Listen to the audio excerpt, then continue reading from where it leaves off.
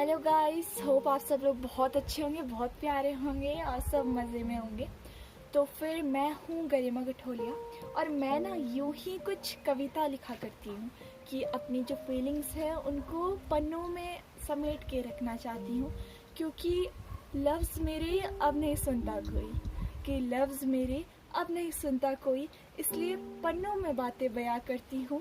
इतने लोगों के बीच भी अकेली सी हूँ, इसलिए कविता लिखा करती हूँ, इसलिए कविता लिखा करती हूँ।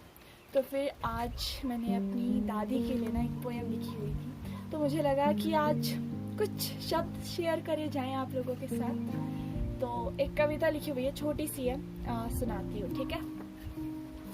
कि अद्भुत अविश्वसनीय प्रेम जता जाती है, मेरी दादी अब मेरे ख्यालों में आती है।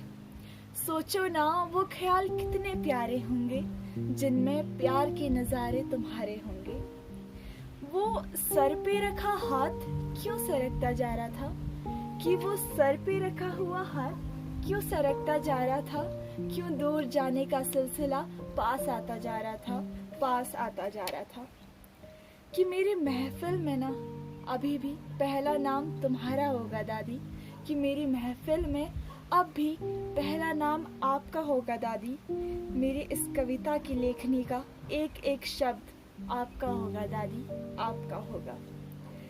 याद करूं तो याद तुम्हारी आती है, अगर मैं याद करूं तो याद तुम्हारी आती है, ना करूं तो ये घर की दीवारें मुझे खुशो कह कर बुलाती हैं, मेरा नाम खुशो कह कर बुलाती हैं।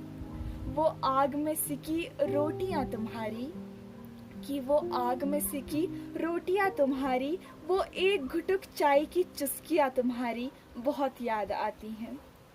और यूं यादों में ना एक हकीकत समेटते जाती हैं, एक हकीकत समेटते जाती हैं। हे गोलजू गंगनाथ रक्षा करिया हो, कहने वाली दादी की अब मुझ पर ही छत्र छाया नजर आती है, उनकी छत्र छाया नजर आती है। Thank you.